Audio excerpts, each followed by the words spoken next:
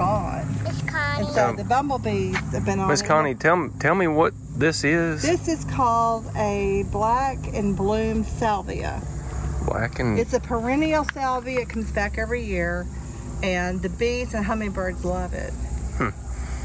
How long does it bloom? It blooms all year. All year long? It will bloom until frost. Wow. Can we have that flower? They are really working it. Yeah, they are all over this. A lot of different kinds of bumblebees too. You didn't know he had blue salvia honey. Well, Dad, actually, look at this flower. the first part of the summer, it's hummingbirds totally. And they've left, and since they left, the bees are all over it now. You'll put it in water? That's pretty cool. I'll put you some water over there. What do I do with that? Oh, there. She knows how to cut flowers. She's got important stuff to do. Yeah, this is actually... Those are huge bumblebees. I wonder if those are new queens or drones or what. The bumblebees? Yeah, I don't know what those are. I don't know. Like I said, huge. since the hummingbirds left, the bees have picked up activity on it. And the last 2 or 3 weeks, I've noticed the honeybees on it. So, unless you've moved them, maybe they've just found it.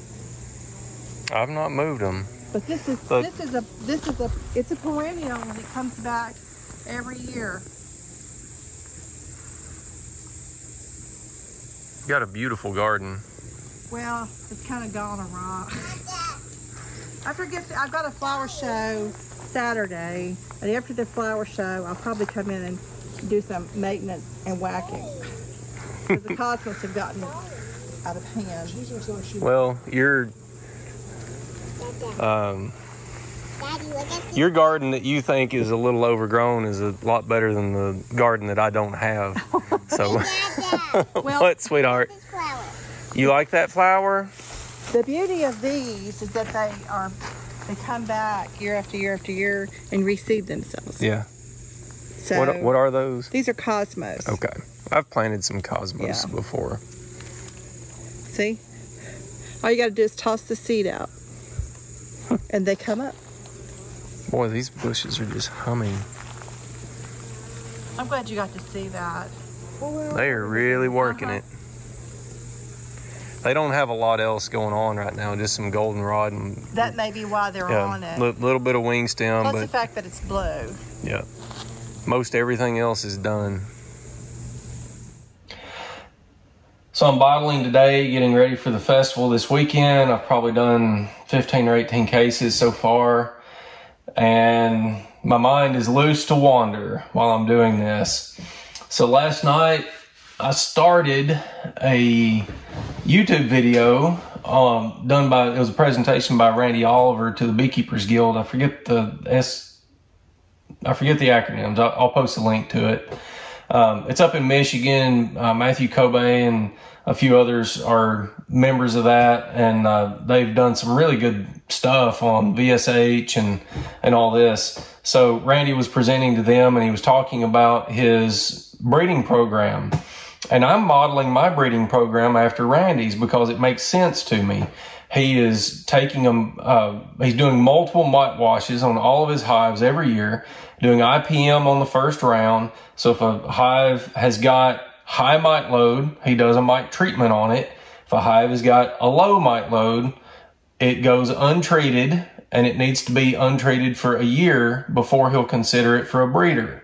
And then he's also looking for other traits like gentleness. He wants to be able to work them ideally without even a veil. And productivity, they've got to make honey. They've got to build up early in the spring in order to go to almond pollination, all this stuff. Right now, he's got about 30% of his operation that he thinks is resistant by doing this routinely. He's also requeening the high mite hive. So he's weeding them. He's using positive reinforcement and negative reinforcement, or positive and negative selection. And about 30% of his operation is resistant at this point, he thinks. And it's not moving as fast as he would expect it to. And one of the things that I really like about that scheme is it's a general resistance breeding program. You know, there are so many different ways that bees can resist mites. It's VSH, uncap, recap, apoptosis, entombing mites in the cocoon, mite biters, allo grooming, self grooming, and all these different things. So he's selecting for any and all of those. But I got to, you know, I've also done interviews with Corey Stevens on VSH, and he's a lot more focused on looking for that specific trait. So I got to wondering, you know, in that general breeding program, what has he really got? What are the results from it? So I sent him an email this morning to Randy Oliver, and I asked him, you know, have you done any testing to see which mechanisms of resistance you have in your stock? And he really hasn't, but he sees uncap, recap behavior, and he sees VSH hygienic behavior. And my second question was, if uncap, recap, and VSH are the main indicators that you've got of resistance, then would it not be more effective to select more closely for those traits by doing a Harbo assay or UBO or something along those lines? And he responded and said there's a logical question here. There's a logical loop. The best indicator of resistance is low mite loads overall in the colony.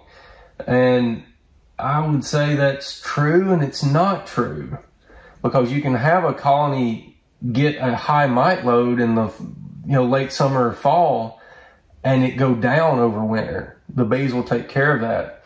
Corey Stevens, I know for a fact, just washed, he did a Harbo assay on a colony that they pulled 5 non-reproductive mites out of 100 cells. So, if you did a mite wash on that colony, presumably it would wash a 5, and you would say it has no resistance. But it had no reproductives. So it was 100% VSH colony that had a high mite load. So what all this gets to is testing. I think testing is the key to moving forward on Varroa resistance.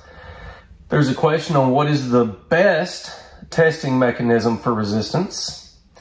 And best is how you define it. Is it the most accurate? If it's the most accurate, then the Harbo assay is probably the most accurate, because it actually looks at suppressing the mite reproduction. That's what it's looking for. UBO, it may look for the same things. It may look for different things. I think some of the VSH bees in Europe are not correlating well with UBO results, while Corey Stevens correlated very well with UBO results. So I think we need a sensible, cost-effective testing regime that has very strong economic incentives. That's what we need. It needs to be profitable to do it, or we're never going to get commercial beekeepers to adopt it. They're just going to keep treating on schedule and going forth with that. We've got to have something with a better profit motive than what's being done now to ever make progress. I don't know that what I'm doing is going to be that answer. I think what I'm doing, I'm shooting OAV on every colony and looking at mite drops through a screen onto a coroplast closure, and further treating hives with high mite loads and not treating hives with low mite loads, and then selecting from my low mite loads.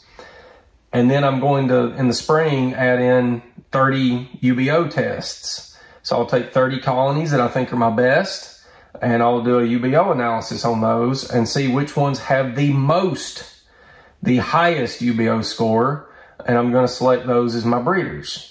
I think that 2-tier program makes a lot of sense. I think it's economical.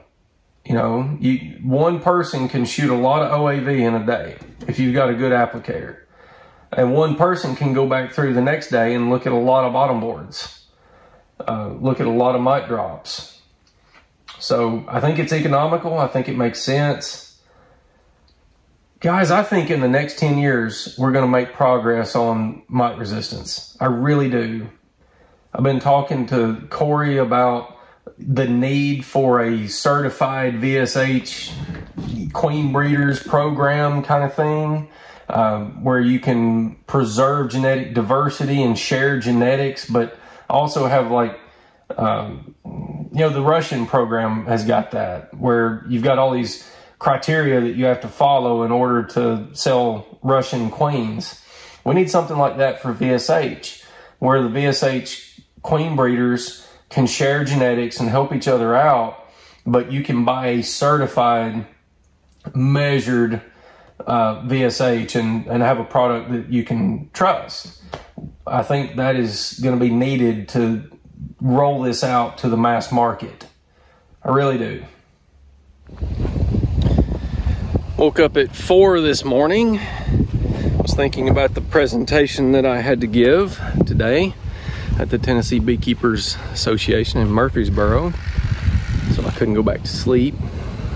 Got up, practiced the presentation. And now we're setting up for the National Banana Pudding Festival. So the idea for tonight is to get everything in the booth, get the door on, close it up, and go eat. Or don't get your back dirty on that truck. Set 2 down by it. That way you got.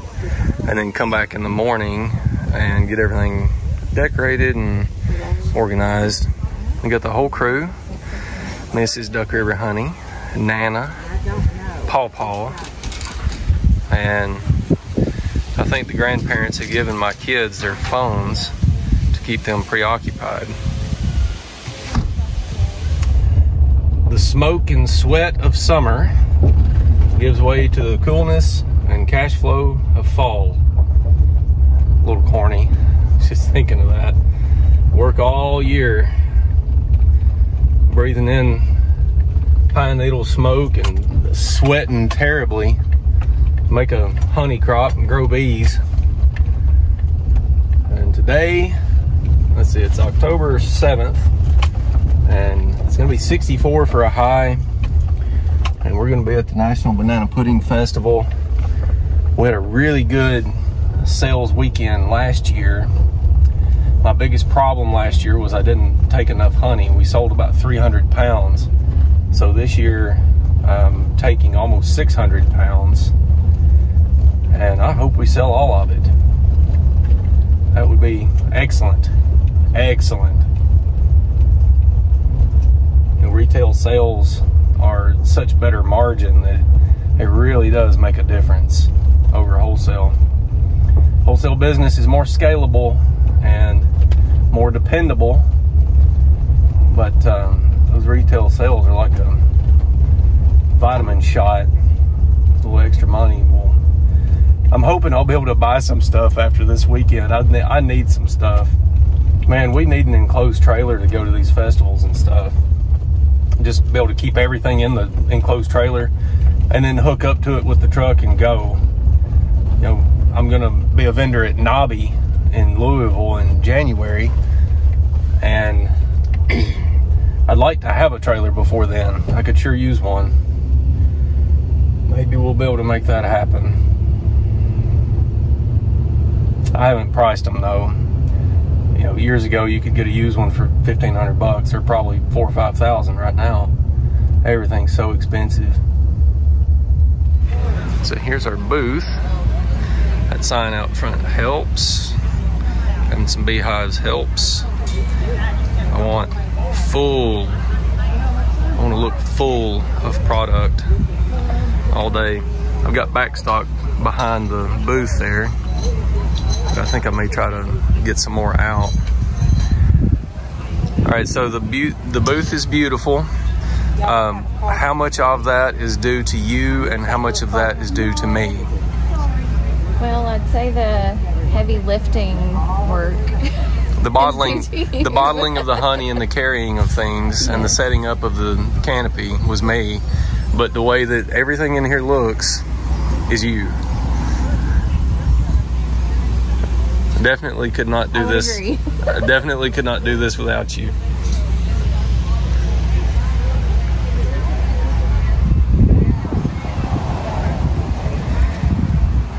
That's my grandmother there.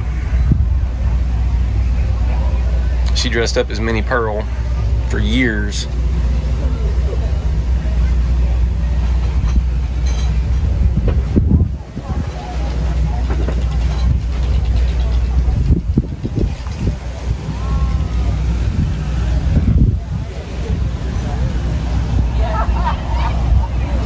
I want it to look like we've got honey growing out of every flat surface in here. I may set some cases over here somewhere just to show people that they can buy the case. It would be good to keep a few cases of each under there, maybe. I think we should get some cases and put up here and put a sign on them that says 10% off case. I mean, it's gonna look like we're serious about selling honey. Serious. There's a trash can right there by the... So I've got Mr. Charlie and Miss Carol Murphy here. They're members of my bee club. What are you guys doing here today? Well, we just came down to eat some banana pudding and just look at the vendors and just have a good time. Good deal. Yeah. It's good to see you guys. You're just Always good to see you, Nathan. yeah. You guys are always so nice. Some of the nicest people I know. We really do. You're sweet. Thank you. So we're leaving the festival after day one. Been on my feet all day. It's been a good sales day. Good weather, 64 for a high. Cassie, what do you think? I'm tired. You're tired? It was a great day. Tired? Beautiful day. Tired and ready to go home. Yes. My product mix is a little bit different than I expected it to be. Last year we sold mostly it's basically a pound and a half of 24 ounce bottle, and this year we're selling a lot more of the pound plastics. So I think I may have to go and bottle some more of those in the morning. I'm not doing it tonight. I'm tired. Been a good day though. I don't know what the numbers are. I'll look at that tonight. Ready to get my shoes off. Now we're getting ready for day 2. Got everything out and stocked. I don't think I'm gonna sell honey by the case here, but that puts a little context around how much we've got. I want the booth to look as full when we leave here as when we got here. That way I'll be pretty confident that we didn't miss any sales because we looked empty. And then right behind the booth, all these are empty cases. Cassie broke the boxes down last night. I'll be able to reuse most of those. It's a pretty impressive pile. I don't know exactly how much we've sold, but it's on par with last year. Well, that's a little better. I got an extra case out here. We had a little empty space on the table, and I filled in a little hole here. So we're looking pretty full now. I could probably come out this way a little bit more. So I spent 4 years working as a retail buyer and sort of a store manager position at a small outdoor store, and the owner of the store had been in business for 40 years. He's an extremely good man. Learned a lot from him and that experience. And every time we would have we would expect a big weekend. You know, there's some holiday or event or something, and we would expect a lot of foot traffic. He would have us go through the week before and find every single thing in the warehouse that could be stocked, and we would fill the store with it. He wanted it to be filled to the brim. Everything that could be stocked, he wanted stocked. He said that you always sell more from a full store than you do from a half-empty one. So that's what I'm trying to do. So it's about 6 o'clock Sunday evening. Cassie's already taken a load, and I finally got through the traffic jam, got everything loaded up in the truck, and I'm 10 minutes from home now, thankfully. It's been a long couple of days, but very worthwhile. We sold a lot of honey. I don't know exactly what the numbers look like or how many cases yet, but it was a lot. And we did better than last year. I'm almost positive that we did substantially better than last year. So that's good. I really think the only way that we could improve on what we did is if we started offering like a cinnamon creamed honey, more flavors. If I did a double booth, that would help, and have more product out and stocked, maybe do shelves and add a second person doing free tastings, and then take an observation hive. But at that point, it's like a serious setup, and I don't know how much that would improve our sales. I've got a suspicion that it could be quite a bit. Like I don't know that we could double what we did, but you know, I think we could do 25 to 50% more if we did all that. That would require some labor. It would require probably a trailer to haul everything in. But you know, it doesn't take many festivals that are good to pay for that sort of infrastructure. It makes me tired just thinking about putting up all that extra stuff. Oh goodness. Wore out. So as best I can tell, we sold a little over 400 pounds at the festival. That's in about a day and a half. And with just me and my wife and one 10 by 10 canopy tent. So pretty happy about that. That's we sold about 300 pounds last year, maybe a little bit less than that, or a little bit more than 300, maybe 310, something like that. So we increased by a third. I attribute that to having more product on the shelf, because everything else was pretty much the same. We just had more out. My wife and I both feel like we've been going at 110% the last 2 days, and she had to go back to work today. I think next year she'll probably take the day off after the festivals. And I've been running at about 40% efficiency today. My brain is not in gear. My body does not want to cooperate. I've been busy, but I've been like just running errands and doing desk work this morning. And finally got the truck fixed up, feed rig in, and I'm going out to at least get 2 or 3 yards worked this afternoon. It'll be fun. I haven't been in a beehive in a little bit. We've got a lot to get done. Winter's almost here, so season is closing out quickly, and I've still got some hive health and management things I need to accomplish.